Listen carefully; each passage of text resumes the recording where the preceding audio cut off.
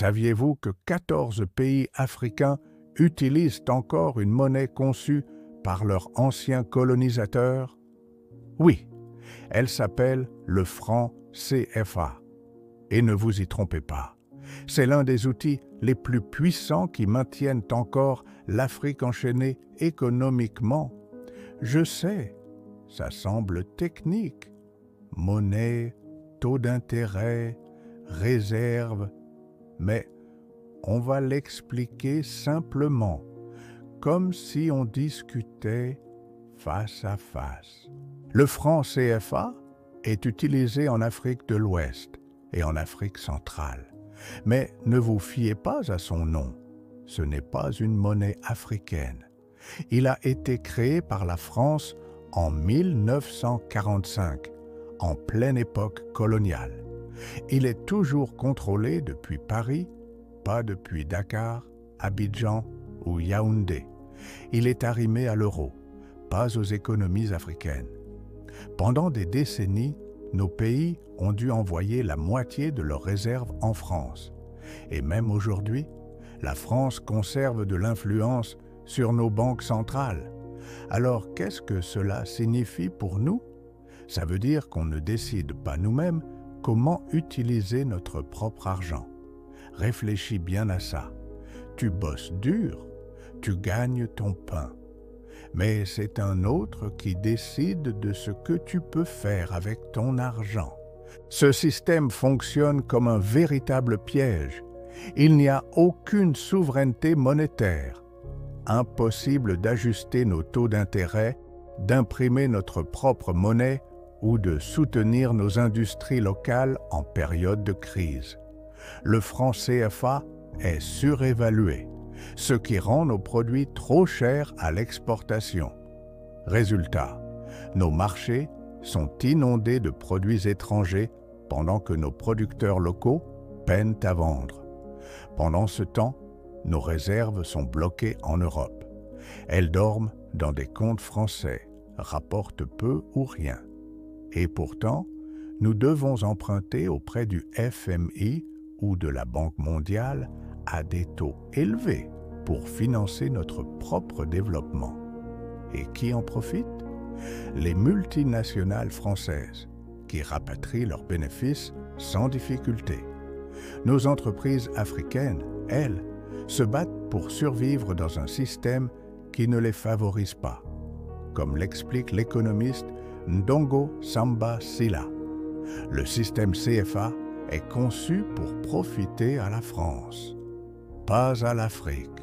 Prenons deux exemples concrets, la Côte d'Ivoire en 2011 et le Mali en 2012. En Côte d'Ivoire, le président Laurent Gbagbo conteste les résultats de l'élection face à Alassane Ouattara, soutenu par la France. Et que se passe-t-il? La Banque centrale de l'Afrique de l'Ouest bloque les comptes de l'État ivoirien. Les salaires ne sont plus versés. Les hôpitaux sont paralysés. Ce n'est pas une question de mauvaise gouvernance. C'est un étouffement organisé par les leviers financiers. Au Mali, un an plus tard, un coup d'État porte une nouvelle équipe au pouvoir. Elle ne suit pas les directives françaises. Résultat, la même banque coupe l'accès aux fonds de l'État malien. L'économie s'effondre, non pas parce que le pays a mal géré ses finances, mais simplement parce qu'il n'a aucun contrôle sur sa propre trésorerie. Dans ces deux cas, le franc CFA n'a pas été un outil de stabilité. Il a été utilisé comme une arme politique et économique. Soyons honnêtes, brandir un drapeau, chanter un hymne national, ce n'est pas ça l'indépendance. La vraie indépendance, c'est pouvoir décider pour soi-même. Et ça commence par le contrôle de son économie. Or, aucune économie ne tient debout sans souveraineté monétaire. Comme l'a si bien dit Cheikh Anta Diop, aucun peuple ne peut se développer sans contrôler sa propre économie. On ne peut pas parler sérieusement de panafricanisme, d'unité ou de renaissance africaine tant qu'on doit encore attendre l'approbation de Paris ou du FMI pour bouger notre propre argent. En 2022, la Russie est frappée de plein fouet par des sanctions occidentales. Elle est exclue du système SWIFT. Ses réserves sont gelées et sa monnaie, le rouble, est attaquée de toutes parts. Mais est-ce que la Russie s'est effondrée? Non. Pourquoi? Parce qu'elle s'est repliée sur ses propres forces. Elle a exigé que le gaz soit payé en roubles. Elle a brièvement indexé sa monnaie sur l'or et elle a utilisé ses ressources naturelles, pétrole, gaz, blé, comme armes économiques. Résultat, le rouble a tenu bon. La Russie a résisté parce qu'elle contrôle sa monnaie. L'Afrique, elle, ne contrôle toujours pas la sienne. Imaginez un instant une nouvelle monnaie africaine, pas liée à l'euro, pas contrôlée depuis Paris, mais adossée à nos propres richesses, l'or du Mali et du Ghana, le pétrole du Nigeria et du Gabon, le cacao de Côte d'Ivoire, la bauxite de Guinée. Avec une telle monnaie, nous pourrions enfin construire nos propres usines, nos routes, nos écoles, créer des millions d'emplois durables, nous affranchir du cycle de la dette et de la domination extérieure. Au lieu de laisser notre argent dormir à Paris, on l'utiliserait pour bâtir notre avenir ici, chez nous. Voici une vérité qui dérange.